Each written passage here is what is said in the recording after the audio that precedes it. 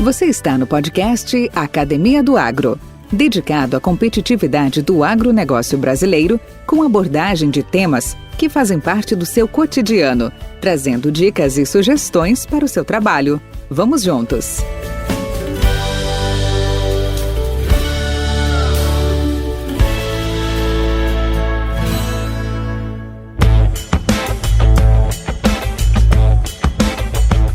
Hoje conversaremos com Cleo João Emilevski, engenheiro agrônomo, consultor agrícola, detentor de tecnologia e agricultura de precisão, que tem por objetivo alcançar um gerenciamento mais detalhado do sistema de produção agrícola, envolvendo todos os seus processos, dentre os quais a utilização de uma das maiores plataformas digitais, onde são lançadas todas as informações relevantes da propriedade.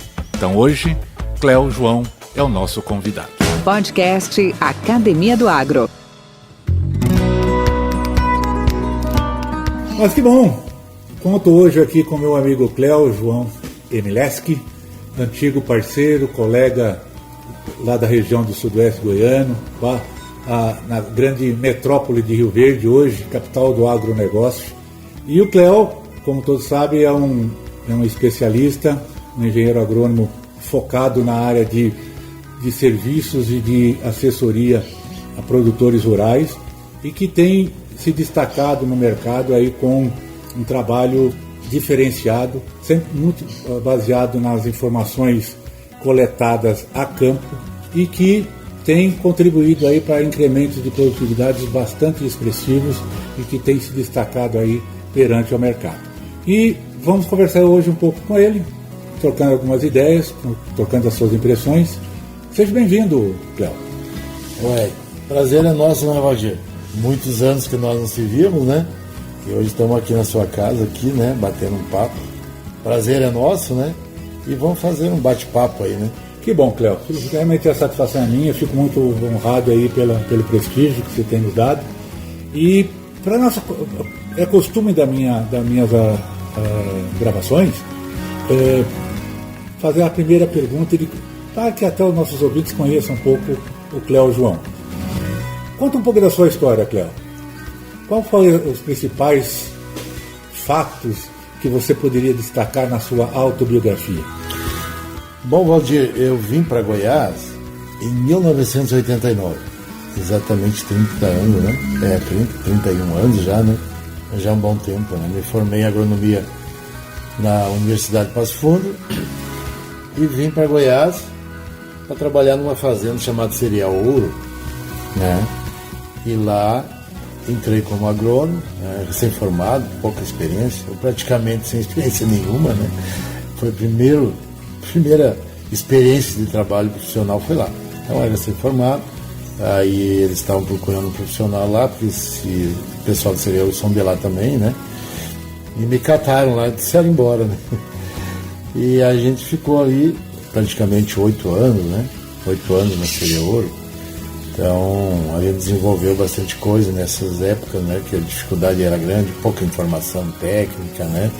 O plantio direto ainda não tinha nada. Então a gente começou trabalhando e Cereal Ouro é uma empresa que na época já tinha semente, pouquinho, mas tinha, faziam lá 20, 30 mil sacos, né? Da variedade cristalina, né? E um pouquinho da Doco, né? E a gente começou a trabalhar ali como agrônomo, já fazendo alguns experimentos, né? Nós fazíamos na época alguns dias de campo e nós mostrávamos depois de dia de campo o que a gente estava fazendo lá, que tipo de experimento. Tinha uma área que foi tirada para fazer experimento, então já começou assim, o gosto pela fertilidade lá, né? 30 anos atrás. Testando doses diferentes de adubo, de fósforo, de potássio, né? E vendo as produtividades, calagem. Então nós começamos assim, e nós errávamos tanto, cara, porque tudo era feito lá, informação quase que não tinha. Tinha Embrapa, mas poucas informações, então era trancos e barrancos ali. E a gente, com isso, também foi aprendendo algumas coisas, de tanto apanhar, né? Como dizia um amigo meu, apanhei mais que vaca na horta, né? E aí a gente começou a crescer e a empresa também era uma empresa próspera, né? A cereal ouro é muito conhecida no mercado do estado de Goiás e também nacional, hoje é muito conhecida, né? E a gente fez um bom trabalho lá, incrementou semente, a pecuária também, a parte da agricultura, né? E depois, em 1999, eu saí e montei minha empresa, CJ Agrícola. Então, a CJ já existe há 21 anos, né? É uma empresa de consultoria, Criamos, na época, um grupo de compras também para ajudar os produtores a comprarem, dando assistência, projetos bancários, fazia praticamente de tudo, né? E depois a gente foi se especializando e foi dedicando bastante na área de fertilidade do solo, nutrição de plantas, né?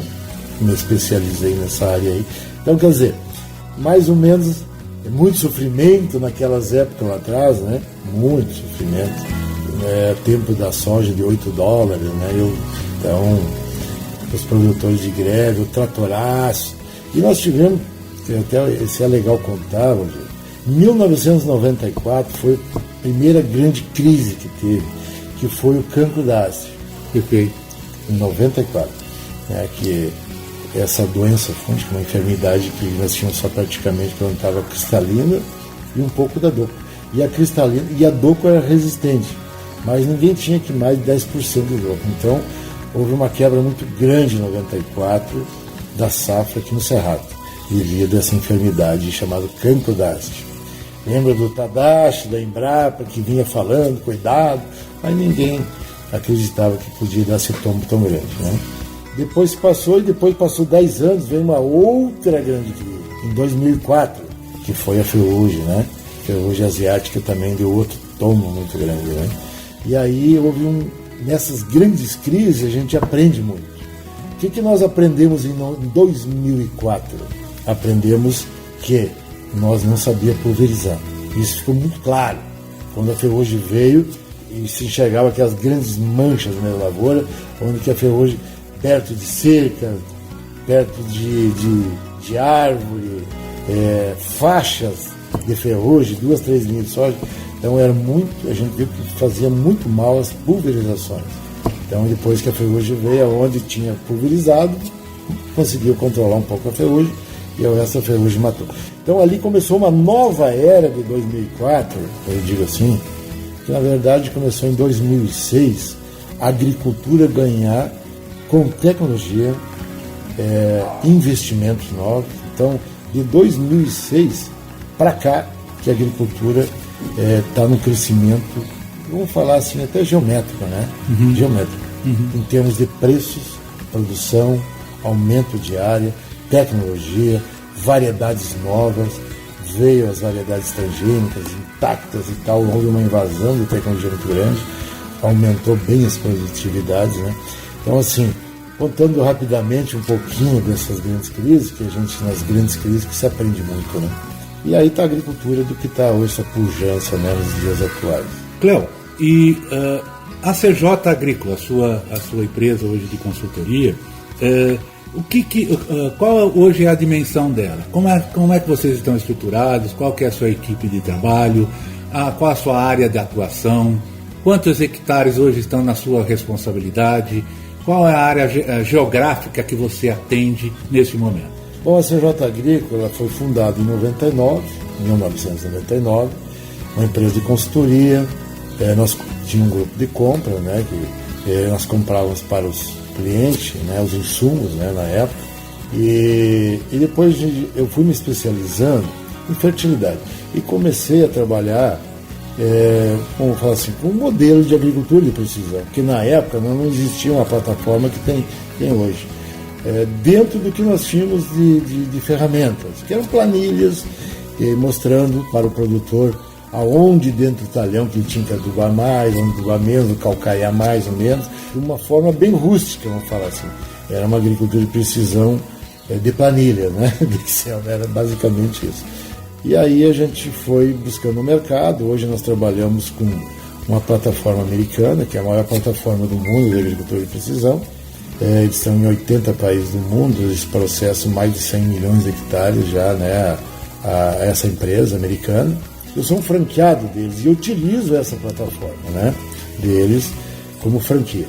Então, nos ajudou muito a interpolar dados, muita tecnologia e muitos dados a gente traz do campo. Como que atingir hoje, vamos falar assim, uma vez nós falávamos como chegar aos 60 sacas de soja por hectare, aí era difícil na época, e depois chegamos, depois como chegar aos 70 sacas por hectare, nós chegamos, né? Agora é os 80 sacas que nós estamos buscando como média, né?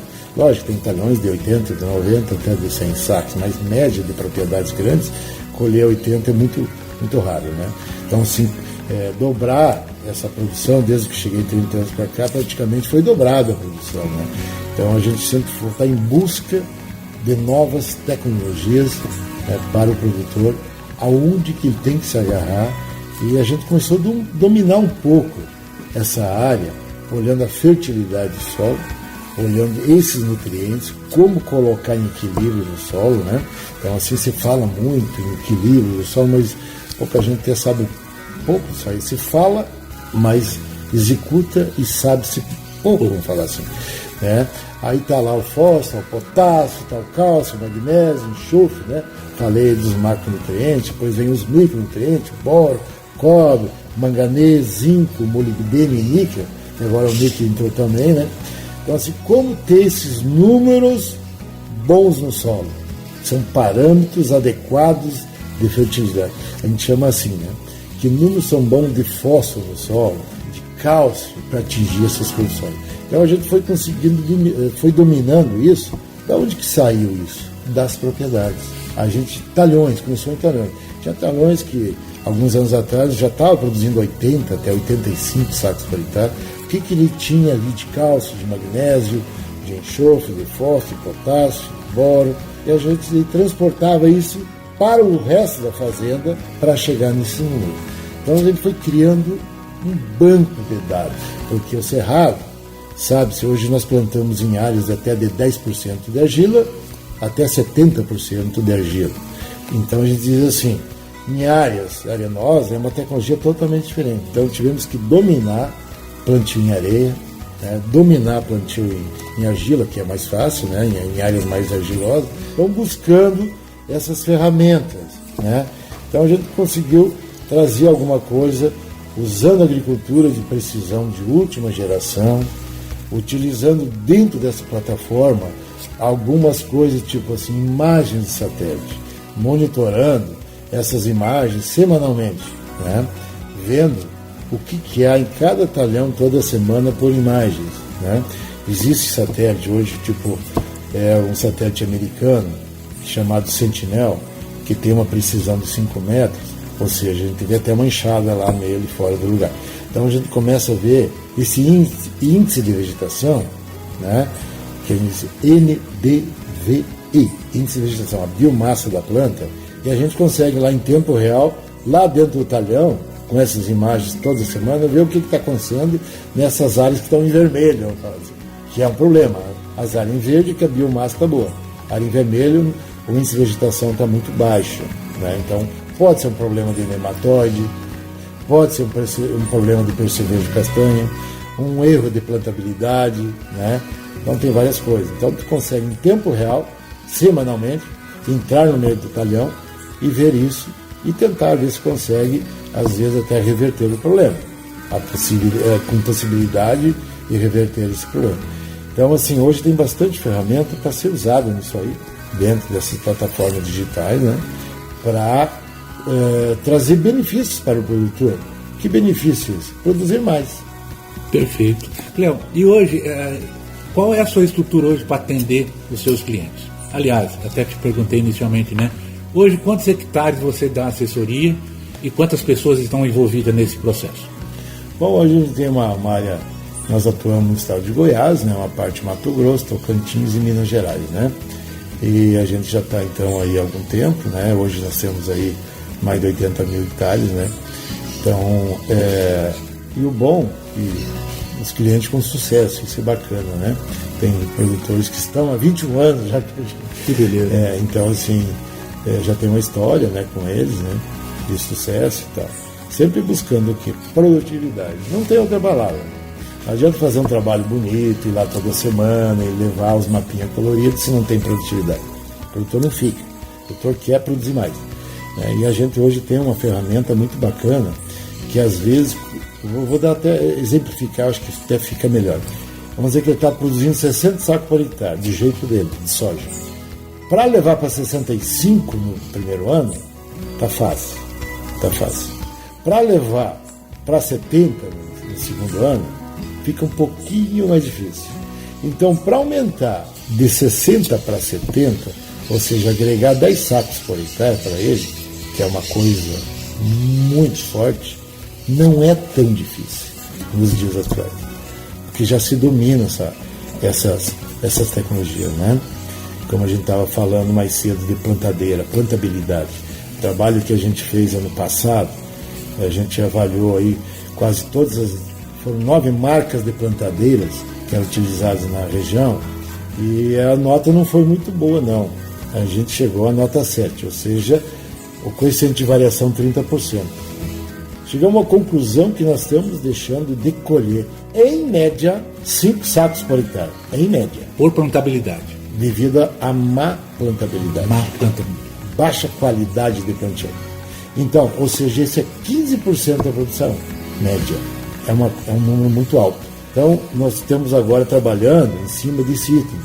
É arrumar as plantadeiras do produtor. Falando o ditado popular, né? Melhorando essa plantabilidade com ele, que vai agregar, com certeza, 5 sacos a mais. Ou seja, há um aumento de 15% na produção dele, devido ao que a gente viu na safra de 19, né, o ano passado. Então, são coisas fáceis, que é feito dentro da propriedade, baixo custo, ou seja, custo zero praticamente, é somente regulagens, né, que é um item que a gente está incorporando na nossa plataforma de trabalho, né, plantabilidade. Também nós estamos olhando alguma coisa muito forte em cima de nematóide. A gente sabe que os nematóides estão aí tirando sono nosso já há algum tempo, né?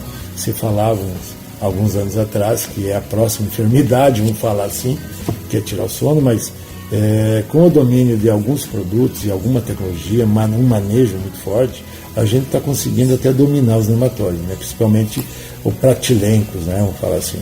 E o nematóide de cisto, que era para ser um problema, não está sendo. O nematóide de galha é uma coisa que hoje tem variedade bastante tolerante, até resistente. Nematóide de cisto também, variedades resistentes a várias raças, né? Agora, pratilencos não tem nenhuma variedade. Tem algumas variedades que estão tolerando o nematóide, mas não resistente a nematóide. Então, olhando muito isso, esses pontos, né, que são muito fortes dentro do setor de produtividade, né? Ô Cléo, e você citou alguns pontos bastante interessantes e relevantes, como a questão de fertilidade, o equilíbrio e balanço perante a cada uma das propriedades, em função das suas características peculiares. Você citou aí com bastante ênfase agora uma questão a ser desenvolvida, a ser observada com muito mais cuidado, que é a questão de plantabilidade, onde se podemos estar perdendo entre as mãos aí 4, 5, 6 sacos por hectare, e outros desafios que se avizinham, como algumas doenças, como o caso hoje do nematóide. Aí eu te pergunto, e a genética nisso? Tem contribuído? Pode contribuir nesses índices de crescimento e produtividade? Qual é a sua opinião sobre isso? Hoje a genética também está muito forte, né? Então, assim, as empresas têm a preocupação de trazer variedades mais produtivas, mas parece que está, às vezes, pecando nesse lado de enfermidade, né? Mexendo no DNA da planta pode estar enfraquecendo alguma coisa, né? Então, parece-me que a gente está vendo alguma coisa. As plantas parece que estão ficando mais doentes, vamos falar assim, né? Mais suscetíveis, né? Mais suscetíveis a algum tipo de doença. Então, devido a mexer na produtividade, né? Me parece que seja isso, não sei se estou certo ou não, mas me parece que seja alguma coisa. A gente tem falado com algumas pessoas especialistas na área e tem conversado um pouco sobre isso, nesse item aí. Mas há uma preocupação, sim, da genética também, né? Trazer materiais produtivos e mais tolerantes ou resistentes às enfermidades, né? Também a praga, né? Que hoje está aí as intactas aí, né? Que estão... então há uma mudança de uns 10 anos para cá muito forte na transgenia das plantas, né? E começou lá com o Roundup, né? As DRR, depois passou para as Intacta 1, 2, agora está a terceira, né? Geração de Intacta. Então, muito importante isso. Trazendo mais algumas coisas assim, interessantes para o produtor, e até para baixar um pouco o custo dele, vamos falar assim, né? E ter uma melhor renda no campo, né? O produtor, o que ele quer? Ele quer rendimento, né? Então, nós trabalhamos muito forte hoje, dentro da consultoria, trazendo renda para ele, né? Que o produtor, ele não está ali por um hobby, é uma atividade, né? Então ele quer ter rendimento, que esteja uma lucratividade boa dentro daquele ano agrícola. Então tudo isso é pensado. Quando a gente vai fazer um trabalho técnico, não pode esquecer do econômico. Então o técnico e o econômico andam juntos, tem que andar juntos, né? Não adianta olhar muito tecnicamente e esquecer do econômico, né? Tu não vai gerar lucro para o produtor. Ele te larga, né? Quando ele vê, ele só... que o custo fica muito inflado às vezes, né? Então tem que andar junto, olhando se aquilo que está se fazendo tecnicamente, ele é bom economicamente. Então é uma coisa muito forte hoje e tem que andar junto, esses dois itens aí. Perfeito. Cléo, aproveitando aí a sua presença e uma última questão que eu queria ouvir de ti, me fala, que conselho você daria hoje para muitos que estão nos ouvindo ou nos ouvirão, os nossos colegas agrônomos que estão chegando no mercado ou aqueles que estão em recém entrantes no mercado, o que você aconselharia a esses profissionais, a esses agrônomos, técnicos, tecnólogos, a observar no trato com o produtor? Qual que seria a sua dica? Qual seria seu aconselhamento como um profissional já experiente e rodado no campo? O que a gente tem vendo essa geração nova, né? Geração videogame, geração Y, sei lá que nome, estão dando nome para esses meninos, né? Então, assim, deixar de preguiça, né? Vamos falar assim. E arregaçar as mangas, né? Então a gente tem visto que essa geração de menos de 30 anos, a vontade não é muita, né, de trabalhar. Então, assim, do que os mais velhos. É uma coisa hoje... Participar mais com o produtor também é uma outra coisa séria. Trazer soluções para o produtor, estar junto com o produtor. Não fazer uma venda, vamos falar, e depois some. A venda tem um pós-venda, tem um acompanhamento. Talvez eu não volte mais a comprar os teus produtos. Então, assim, ele tem que ter um acompanhamento do produtor. O produtor tem que sentir que está bem assessorado tecnicamente, né? E estar junto com ele. Levantar cedo, dormir tarde e trabalhar muito. Isso é uma receita. É uma receita. As pessoas bem-sucedidas hoje trabalham muito, muito mesmo. E não é pouco, né? Se perguntar para essas pessoas de qualquer área, qual é o sucesso que elas tiveram? Trabalho, trabalho, trabalho, né? Não é trabalhar muito.